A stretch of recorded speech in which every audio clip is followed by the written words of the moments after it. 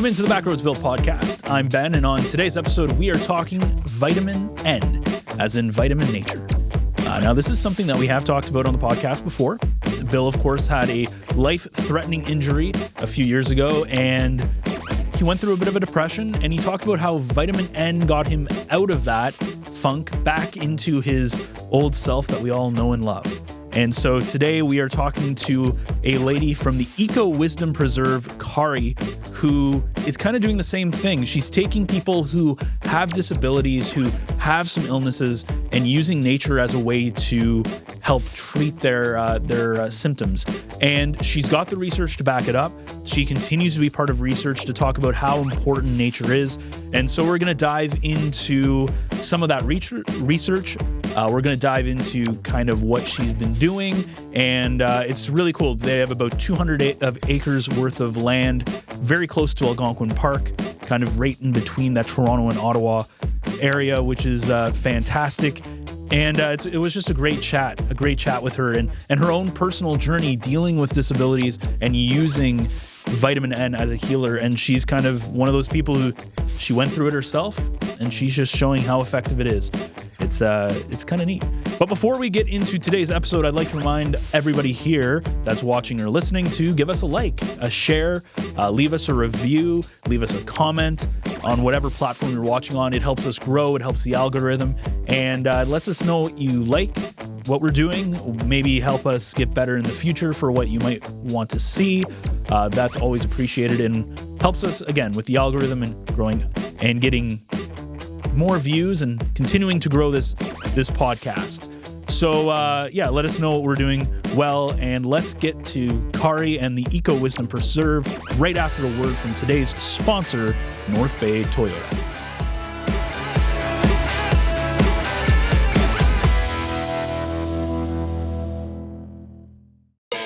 It's time to Toyota at North Bay Toyota. Attention truck lovers, have you been Tundra struck? The powerful and dependable Toyota Tundra is the new definition of grit. Ask us about amazing lease deals on a 2025 Tundra Double Cap SR 4-wheel drive and experience ingenious levels of capability, technology, and refinement. Or maybe you're an SUV lover? Take advantage of a limited shipment of 2025 RAV4s and discover the perfect blend of style, comfort, and efficiency in a compact SUV that ignites your desire to explore. Right now, get excellent lease deals on the Toyota RAV4 LE all-wheel drive and more. It's time to Toyota at North Bay Toyota, 640 McEwen, or online at northbaytoyota.com for details. Today we are joined by Kari Krogh. See, I made sure to do that. Who is the co-founder of the Eco Wisdom Forest Preserve, which can be found right near Algonquin Park. It's comprised of over 200 acres of land. Kari, welcome to the program. Thank you, Ben. I am trying so hard to say your name properly because I had it in one way. Ben, you're doing very well. Thank you. Kari, good day to you. And, we met at the Canadian Ecology Centre, and this particular program for the viewers and listeners is all about eco-wisdom, but it's about forest bathing and vitamin N, which I talk about all the time, and for nature and forest medicine. And I think you're a real trailblazer in this, and because of your psychology background, and we're going to talk about that and a whole lot more on the Backroads Build podcast. But first off, tell us a little bit about eco-wisdom, because I want to go backwards a little bit with regards to your disability and accessibility. But let's talk about eco-wisdom for the listeners and viewers. Yeah, sure. So Eco Wisdom Forest Preserve, as Ben said, is over 200 acres of rugged land, wetlands, and stuff like that, thousands of trees. And we really wanted to focus on bringing forest bathing to people who may have difficulty physically accessing landscapes like that, wild landscapes. So we we focus on virtual forest bathing, and we've conducted 3 studies on beneficial impacts of this particular type of method. It's not something you can just do. You really have to understand the neuroscience and what the research says about what is effective, and then move forward. So yeah, it sort of combines psychology, embodiment, forest medicine, So we're really excited. We're conserving thousands of trees. We're offering land habitat for moose, bear, and wolves, and we offer what I believe is probably the only near carbon neutral nature and forest therapy guide certification program. Well, you're on the leading edge, and let's talk about that word accessibility, which is part of your journey, because that's really, really important to our conversation today. Yeah, it is.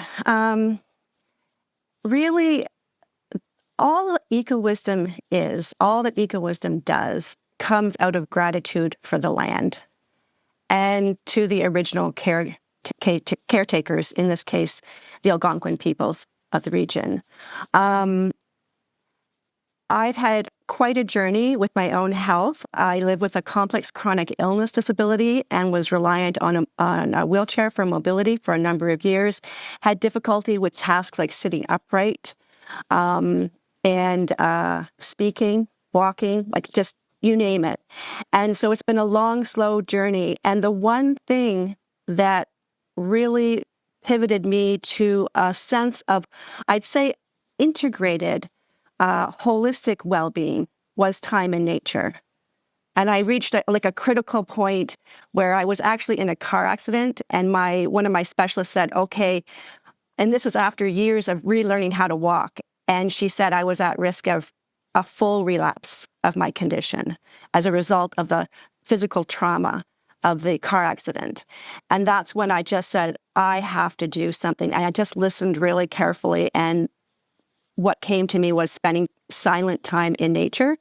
And that's when I started to feel this incredible, holistic well-being and a sense of belonging. And, everything's connected, mind, body, soul, right? So it was this holistic sense of well-being.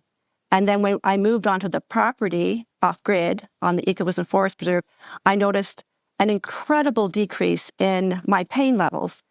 And it was only because of that I was able to work on the Eco-Wisdom project. Yeah. Now, was the forest bathing in your mind beforehand or all the way during? Tell us a little bit about that, because for the, again, viewers and listeners, we should define what forest bathing is.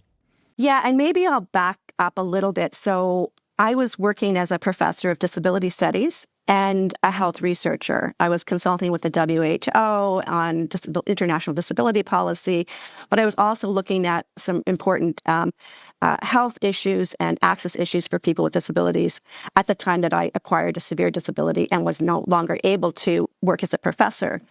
So I had this background in health and research.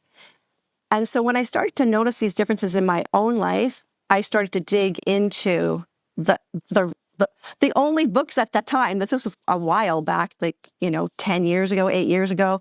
And so right from there, I did a 2-year program in interfaith, interspiritual, contemplative type spiritual direction or spiritual accompaniment. And then I did my Nature and Forest Therapy Guide certification. Then I did a 2-year training as a mindfulness meditation teacher. And then I did a top-up on the forest as a practitioner working with more clinical populations, that kind of thing. So I really I have this personal experience, and I really have always worked at a community level, even as a professor. But now I get to work from the community location with academics and bring in academics to study the impacts of our programs. Yeah, tell us about that, because it's one thing qualitatively to talk about these things, and we will get to that, but quantitatively, and talk a little bit about what you're doing now in those studies. But then we'll go backwards again to get back to the land.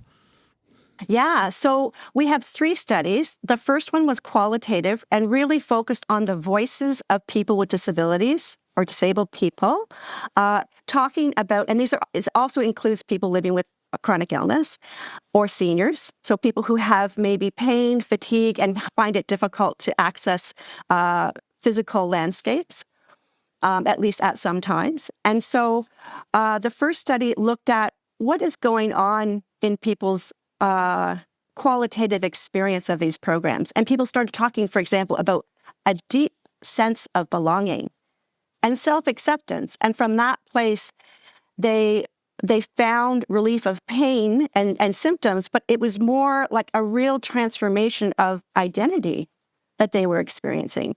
And so they had a greater sense of agency, ability to cope. They were happier, more hopeful about the future. All these incredible experiences. So I think that it was really important to start with the qualitative paper and make the voices of our participants prominent, but we also collected quantitative data, and this took a little bit longer because we had to increase our numbers to make it more statistically reliable. And this is a very sort of population that's very specific. So it took a little while to collect the data, but we're looking at.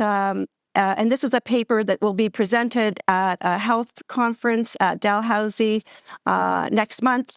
And then we're also working to get it published. And it's the preliminary results are looking at 20 to 30% improvements in pain, fatigue, memory and concentration, anxiety and depression, and perseveration, which is like when you have a problem and you can't let it go, you go over and over. And that is these are results after participating in one single intervention or program. These are accessible nature well-being programs based on the EcoWisdom model. That's 2.5 hours. And the results look like they were sustained, or they were sustained. These findings, these improvements were sustained over a month. So when the researchers did a follow-up 1 month post, these results were sustainable. So there's a real incredible potential here for complementary healthcare, and also we really promote, community groups and equity-seeking groups using this amongst themselves as a way to take care of themselves and members of their community. So yeah, well, Backroads Bill can attest to this, and Ben, a couple of times in passing on the shows, I've talked about my journey where I succumbed to MRSA and was in the hospital for a long, long time, and then afterwards, and finally, when I got out back to nature, I can say this unequivocally that that healed me. And along with my working with a therapist, it healed me. But I remember the first day in the hospital, my daughter and Laura took me outside. I was reticent even to go outside. It was the, drugs and things and all kinds of things. But they took me out. It was in the wintertime, and I took that first breath of air, and just to be outside, having been confined for a month in the hospital, I thought to myself, oh, I'm back kind of where I belong. But then eventually, months later, when I was able to get outside with the wheelchair and the walker, then I quickly, everything started to move within my mind, body, and spirit. And that's why I think you're on the program today, because we wanted to hear from a practitioner, because people need to hear this. And your work now is, I think, leading edge work, along with many other academics, because we know doctors are prescribing vitamin N, we're prescribing people to go outside. So, Ben, I don't know, you're an outside person. We've had lots and lots of outside people on the Backroads Bill podcast. But so, Kari, just tell us, about vitamin N and about people should just recognize from any kind of basis. You think, oh yeah, I go outside, but I think the discipline of going outside and what you and again all these programs through EcoWisdom and for the forest bathing in itself, I think there's so many benefits. Yeah. And Bill, you're right. There are growing recognition of the medical and mental sort of physical and mental health benefits of spending time in nature. And there is a program called Parks RX where doctors are encouraged to prescribe time in nature. In our programs at EcoWisdom, we focus on contemplative communication. So really inviting people to have their own personal experiences and then be able to share them, knowing that they will not be judged and they will not be fixed. No one's going to jump in and say, I know what you need. But we really encourage people to go on their own personal journey. And we do this by bringing in some neuroscience and some understanding of how the nervous system works. Now, a lot of this happening sort of behind the scenes. We don't necessarily go into the science of what we're doing, but there is, in the forest therapy guide training program, we go into the science. But when we're leading a program, we encourage people first to feel socially safe When you do that, then you can allow the nervous system helps to activate that parasympathetic nervous system to bring calm. And then through that, we practice being receptive. Being receptive, we start with being receptive to the beauty in nature. And we say it's what's beautiful to you or really drawing you will be different. It will be different for each person. But to really take 3 breaths or feel that gentle sense of gravity and calm the nervous system, and then, open your heart to an experience. And sometimes you have to start really slow. And so it's a sequential kind of cumulative opening up to being receptive. And we can start with being receptive to what is pleasant. We call it what is being present to the pleasant. Yeah. And then noticing what that feels like in the body. And all of these are kind of like a feedback loop. When people start to see, oh, this actually feels better in my body, then they're more encouraged to continue the practice. And so then we can move into more of a sort of a ephemeral, spiritual. Sometimes people talk about the spiritual experience. And this is what the 3rd study looked at, is the increase in connectedness to self, other people, nature, and however they define nature as a spiritual presence or God or the divine or whatever. Mm-hmm. I'm really fascinated. Before I turn it over to Ben, I'm hogging all the questions, Ben, but just to further that point about how, primarily in the last 2 papers, how did you try to measure that? So there were, are you talking about the qualitative or quantitative? Quantitative, yeah. So that was done by scales. Some of them are established scales, POM scales, quite frequently used by Dr. Ching Lee and others. Dr. Ching Lee is a godfather of forest bathing. It's a seminal book everyone should read, I recommend. But there's also great other books like Nature Fix that talks about the research. There's a lot of great books now that have come out just even the last little while. And more research. However, there is very little research on accessible forest bathing and accessible forest bathing for people with disabilities. Yeah. And that's what you're all about in EcoWisdom. That's exactly what we're doing. And as far as I know, we're the only ones that have a training that's with this focus. Yeah. Super quick, Bill. You guys at the Ecology Center, do you do forest bathing? I know Laura talks about it. Yep. I don't know, is that I'm going to say service, but... Well, that's a program. I mean, you have to be trained and certified, and then you do that. So that's Laura. She's certified. Yeah, okay, absolutely. And we just had a weekend retreat there as a get together and bringing people back together. Because one thing, and I liked your first comments a few minutes ago about you once you feel safe in a social environment, then you can. And I've participated in these. At the Ecology Center, once you feel safe about that, you do talk about all the things that matter in your life, and so and of course nature helps that.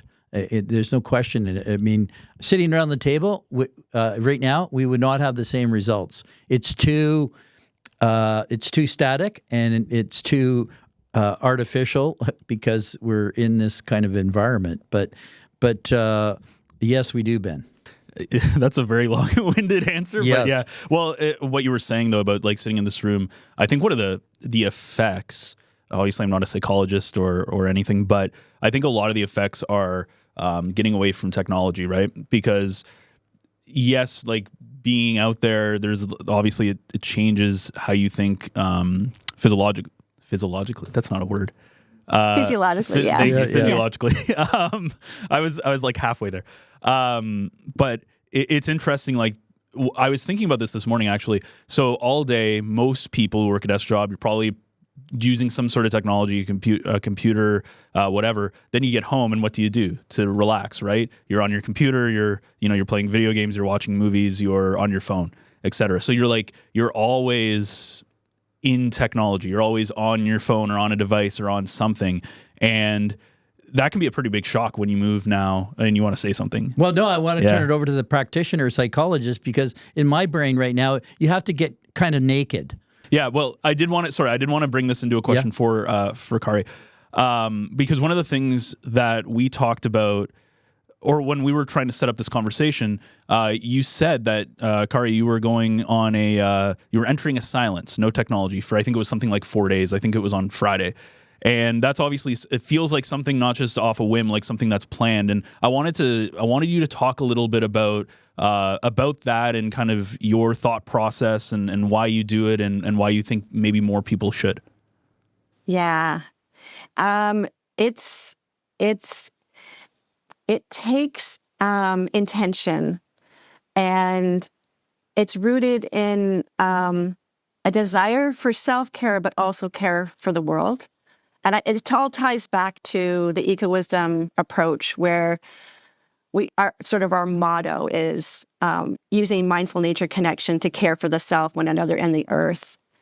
Sometimes when I go on retreat, depending on where my nervous system is, and this is something we also teach, is something about interoception, like what is happening in my body, where are the sensations, how is listening to the news affecting me physiologically? So we work on teaching people those skills of awareness inside the body, and also what we bring to a social interaction. So if we watch the news and we get really upset, and then we bring that into a social setting, what happens when we calm ourselves and we use our nature-based grounding techniques, which can be done indoors. This is another thing that we focus on. It can be indoors. It can be, you can use these techniques looking out a window, or you can step outside in an immersive experience. When we bring that state into a social interaction, what does that look like, right?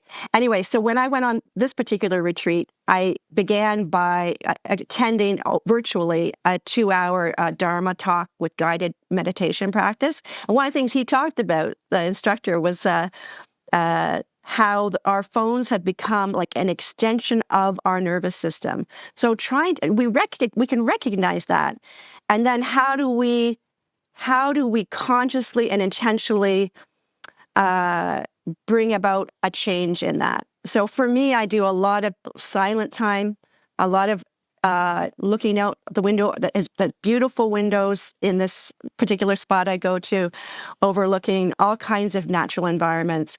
And nature can invite us to be calm if we let it. And nature can also gift us with beauty and also wisdom. So all of these things can come out of meditation. But what I love about forest bathing is that it's a more accessible and inclusive way to attain that meditative state. A lot of people can't sit still, and it might be trauma related.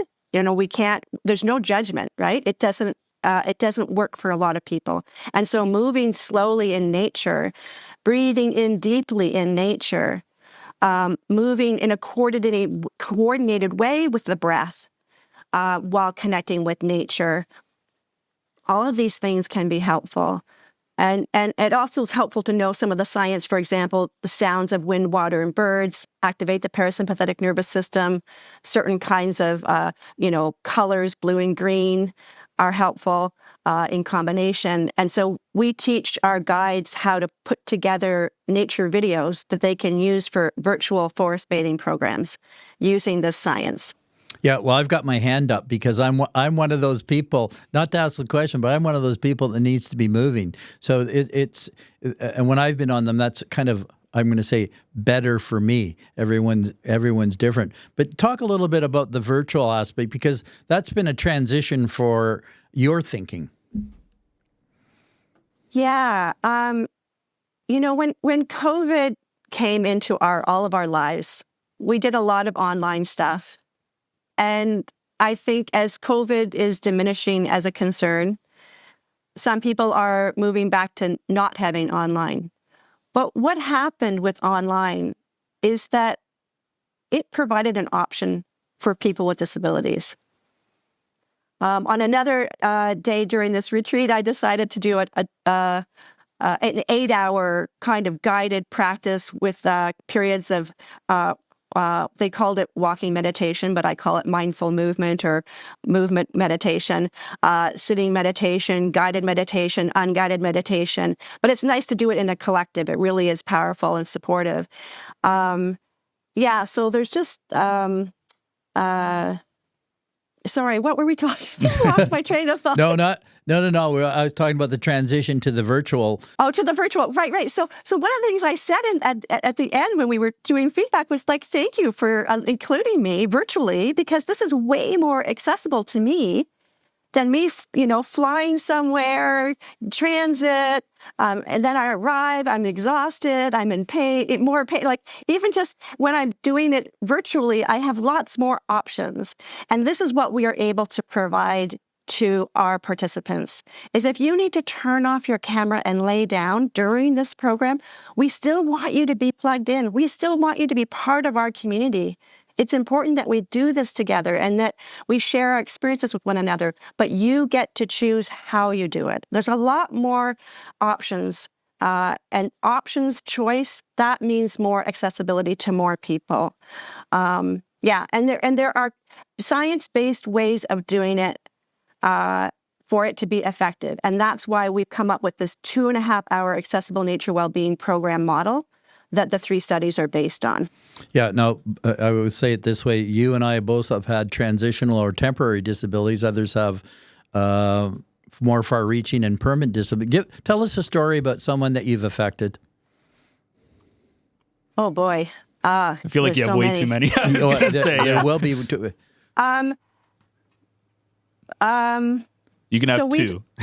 Okay, yeah. We've supported ventilator users, permanent ventilator users. So we had, I want to talk about this woman, Nancy Lear, because, the eco-wisdom journey is very tied to our disability community, and I do consider myself an ongoing member of that community, and I do live with ongoing complex chronic illness disability, even though my disability has been up and down in different severity levels for sure.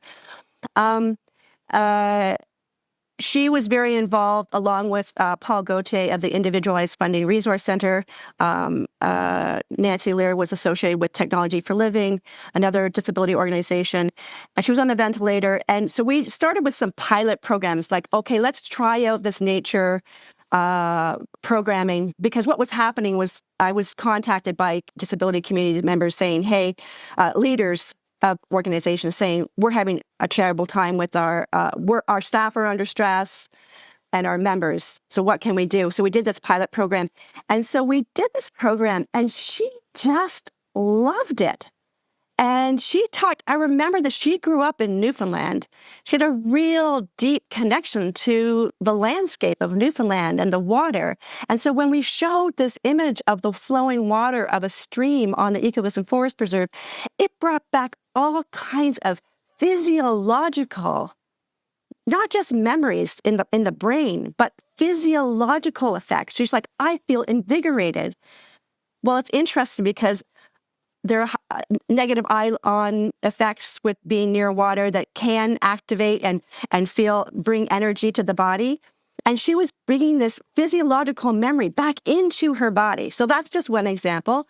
Another person, I won't name her by name, and she was in our Nature and Forest Therapy Guide Training Program. Now, we have occupational therapists and physiotherapists in our guide training program, and we have a lot of people who have significant disabilities as well. And sometimes they're in the same person, right?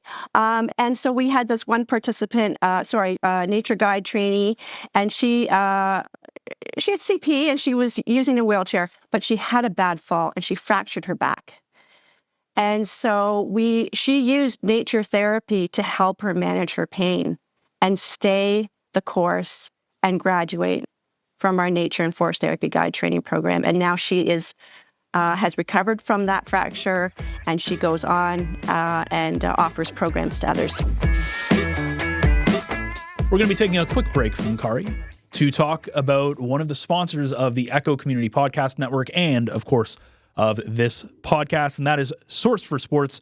North Bay. And of course, if you're somebody who listens to a bunch of our shows like the Echo Sportscast, you'll know that Paul McLean, who is the owner of Source for Sports, is also the co-host of that show. And really getting to know him through that show and getting to know him as a person, I can truthfully say that, you know, they, not just him, but his business is all about community, which is very similar to what we're doing here at our podcast network, and really helping especially kids, but people from all walks of life getting to be able to play the sports that they love. Whether you have a large amount of knowledge or a big amount of knowledge, I think that's how you say it, large amount of knowledge, or very little knowledge. Their team is so helpful in making sure you get the right equipment, the right time. Again, they just make it super, super easy. And the other thing when we talk about community is they've got their fingerprints all over the sports community here in North Bay. If there is an event going on, there's a very high chance that they're either doing some sort of sponsorship or they've helped with equipment or something along the lines. Generally, they're part of it. They do an absolutely fantastic work and fantastic job in our community. So the next time you need any sporting equipment or goods, head down to Source for Sports at 1321 Fisher Street so they can help you along your way.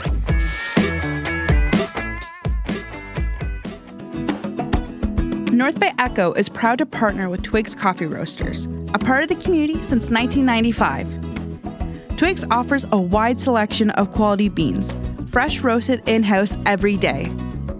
Find your favorite specialty drinks at our espresso bar. Rejuvenate with freshly squeezed juice or treat yourself to mouth-watering selections from our gourmet deli. And don't forget our irresistible fresh baked goods, including uncompromising gluten-free options. Twigs has 5 locations to serve you from North Bay to Sturgeon Falls to Sudbury. Order online for pickup at twigs.ca. And coming soon, you'll be able to order fresh roasted coffee beans direct to your doorstep from our distribution center in North Bay.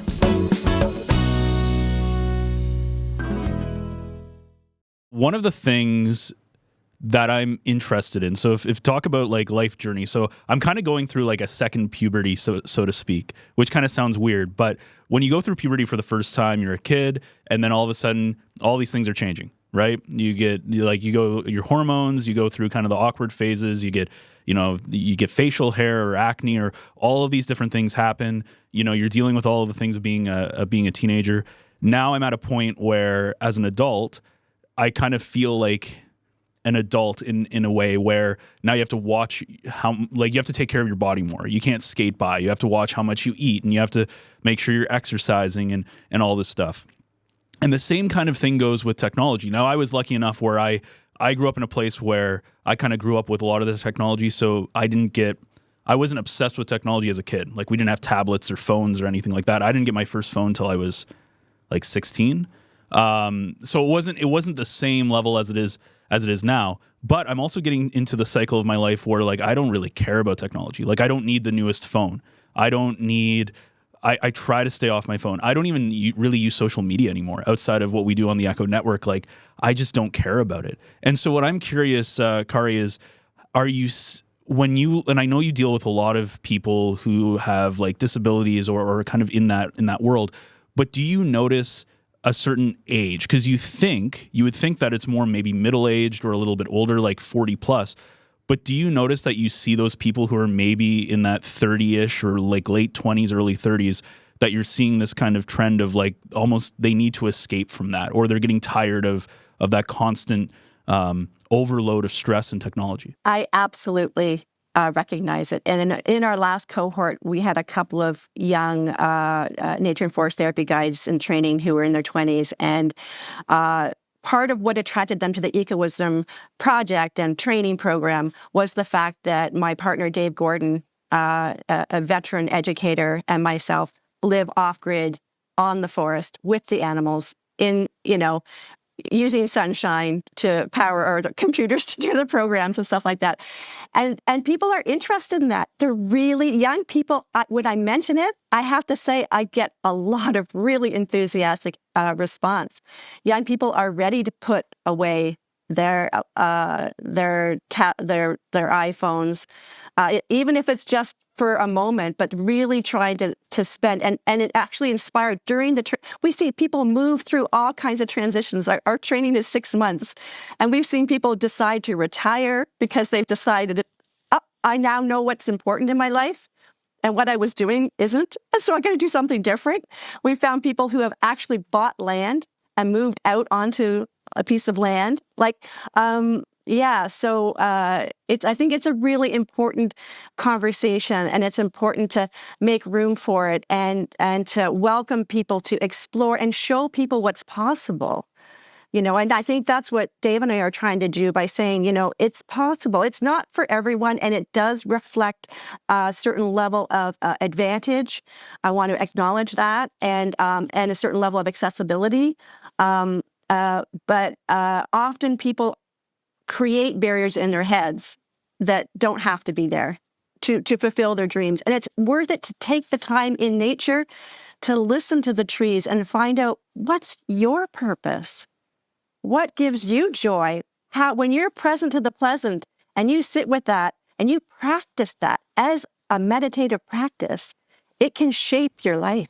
Yeah, and I think when you look at Ontario, it's very interesting where there's kind of this cutoff, which is Barrie, and everything south of Barrie, for the most part, is very, I don't want to say industrial, but it's very a lot of cities, and there's not as much nature. And then once you pass, and when you drive up the highway, you can see this, right? And you know what I'm talking about, Bill. Like, you get to a certain point where it opens up, and you actually see trees again, and there's more stuff. And you're located in a very interesting place where you're kind of halfway between Toronto and Ottawa, and you're kind of in this almost belt of, on one hand, yes, you have a lot, it's more densely populated, but you still have that nature. Do you notice people coming from like a Toronto or some of these heavily populated places where they don't really get to experience this, coming here and actually experiencing some of this nature probably for the first time? I'm just thinking about an in-person program I led in the area, and I'm thinking about, there was a family. The mother was an executive, very busy, and the two young adults were actually really curious and open to the mindfulness piece and the meditation piece, because the mother took a little bit more time to sort of adjust to that. But by the end of the program, they said that they had learned techniques, they had had experiences of deep nature connection through that guided process. Just like when I went on retreat and I recognized, you know what, where my nervous system is right now, I need some guided practice in my meditation. We all need to be able to sort of read our nervous systems and recognize when it is that we need support. And so when this family came up and I led them through a guided forest bathing program, they said that by the end of it, they were so excited because they had had some deep and rich nature connection experiences that they knew that they would bring back into their city lives. And of course, with forest bathing, we really encourage people to have transformative experiences with nature in all kinds of settings. So it could be a wild space. It could be like a near wild space. It could be a local park. It could be a back patio. It could be looking out the window, especially if it's an open window where you can hear the wind, water, and birds, or maybe just the birds. Well, this is a good segue, actually, to talk about the program that's coming up. Yeah. Go ahead. Okay, so on February 22nd, we're going to offer a Eco-Wisdom nature, sort of a mindful wander. And this is, again, an opportunity to provide access to wilder spaces to people who might have a difficulty physically getting out onto the land. So we're going to send Dave out on snowshoes, and he's going to go through, we've got several feet of snow, going through the snow and then finding icicles on the big rock walls like to come down. And one time we sent him out we have a massive beaver dam, so we went out there. And what we do is we get to direct him, turn right, turn left, or pause. And what we do is we do guided practice while he's out on the land. So we'll say, can you put your hand on the icicle? Or can you put your hand on the moss on the rock and just put your hand there and stroke it a little bit? Because what we do, and this is where the neuroscience comes in, is we activate mirror neurons. So when Dave is doing that and we are in a settled state and we are in a receptive state, then those same areas in our brain become activated as they are in his brain. And sometimes we hear from people about having one type of sensory experience, like you see something, and then you start to act. I can smell the earthiness of that moss, and so it can trigger another sense. It's just fascinating experiences. But we will begin the program with some guided nature connection practices so that people can sort of settle into their bodies, connect to their nervous systems, all in a very light, fun way. And then we'll send Dave out onto the land. Yeah. Yeah. Well, that's kind of that's unique. I don't know if it's been done before, but I know I try to do that every day on my own because I'm fortunate to be in a provincial park and live with nature all the time. But this conversation, Ben, has always been about you can do it with the window. Have the window open. You can do it on a patio. You can do it all kinds of places, but to be with nature. So I don't know if you had any final comments or questions for Kari. I haven't, and this one I wanted to say for last because it's not really like about what we're talking about. What I'm really interested though is from a business standpoint, how do you end up getting how do you work and get so much land to be able to use a preserve? So for instance, you have like 200 acres of land, and I don't know how much you can talk about this, but I'm just really curious, like, how does that work out? Like, how do you make that happen? Well, you have to buy it. That's one thing. Well, yeah, but like that, because I'm just thinking about it. I'm like, because obviously you're a co-founder of this as well, and you've done all this work, and it's just like, how do you even begin to be able to get that land and all that stuff? I don't know if you can really answer that question or. Well, I would like to say that there are a lot of people who have, say, bunkies that they rent out, or maybe a summer cottages that they rent out. And by becoming trained and certified as a nature and forest therapy guide and understanding how to offer effective online virtual nature therapy, by collecting videos and photos on your land, you can then use income from these programs to help support your business. Yeah. Whereas if you are only doing a seasonal offering, like, okay, we have summer cabins that are offered in the summer, this is a way to extend it around the seasons of the year. And use the land. Like, I don't like the word use, but use the gifts, accept the gifts of the land and share them with others in a very systematized, effective way. And because people can start to feel the benefits during the program, they actually make conscious decisions about engaging in this further. And so we find that people just keep coming back. Yeah, the only parallel I can use, I can remember my dean at the university said to me one day after teaching outdoor education in person, of course, for years and years, it was at the advent of virtual learning. And she said to me, Bill, you should teach this online. And I said to Carol at the time, I'll get back to you. And I did. So it can be done. I know it can be done. It has to be done in a mindful way, and you have to make the links. And then I think, as you just said earlier, then you make a conscious decision to do more.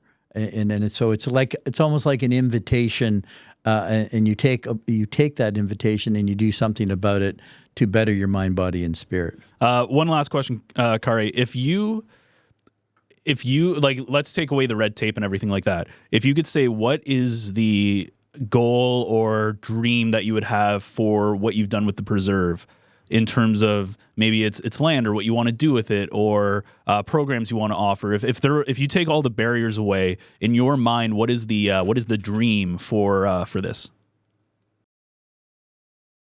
Increased equity, increased fairness, and increased access to the benefits of nature. And I also think about our motto, our tagline, which is using mindful nature connection to care for ourselves, one another, and the earth. to understand, to deepen the understanding of the reciprocal nature and all of these wonderful gifts that we can learn to be open to receive.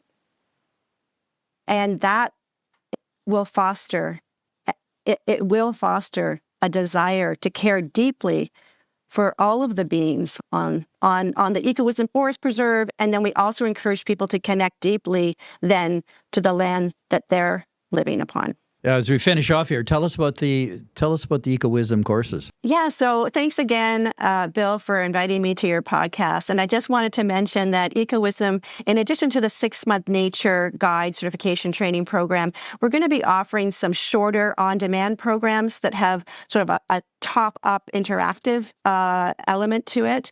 And these are going to be on topics like accessible forest bathing. So if you're an occupational therapist or a physiotherapist, for example, and you want to be able to incorporate some of what the research says and some really practical ideas about how to incorporate this into your work as a professional of any kind, we're going to be offering this kind of thing online. And another one's going to be with a focus on mindfulness meditation. So, and we'll have other topics as well, but we'll start with those two. Another one will probably be focused on sort of just more of the sort of digging into sort of the research and some of the psychology.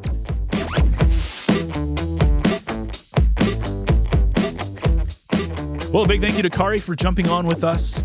It's a great thing that her team is doing for some people, whether it's actually treating their disability or even just getting them out into nature. They don't even have to be treating anything. Just getting people out to nature that maybe might not even be able to do it, especially some of the stuff that they're doing online with their nature walks and their forest walks, forest bathing. It's all absolutely fantastic. And the research itself was super interesting, to see that actually being not just fluff, it's research that's happening, and it's even happening from the UK. A lot of that stuff was studies that were originated from like Oxford University and other places in the United Kingdom. So this is something that it's not just fluff, it's legit research that people are doing, which is really neat, and it's going to be interesting to see where it goes. So if you enjoyed today's episode, you can find more of the Backroads Bill podcast every single Wednesday morning on your favorite podcast platform. We're on Spotify, we're on Apple. The video version is available on the North Bay Echo YouTube channel. And of course, you can find this podcast along with other North Bay and area-centric podcasts on NorthBayEcho.ca. You can check out all the other core shows we have, like To North Bay with Love, where we talked yesterday. Lisa chatted with a couple of people from Planet Youth Nipissing, where they were talking about some of the substance abuse causes in youth and some of the research they're doing on it. And they're helping community partners and people in the health field to help curb some of that substance abuse in youths and figuring out what causes it. We also have, of course, Echo Essentials, where we are heating up with the political drive for the, of course, flash quick election that's happening next Thursday. We're talking to a couple of people from the local NDP party as well as the local Libertarian Party. Last week we had Vic Fideli on, so we're kind of going right into as much coverage as we can do in this kind of very short time frame. And of course, Echo Sportscast every Friday morning.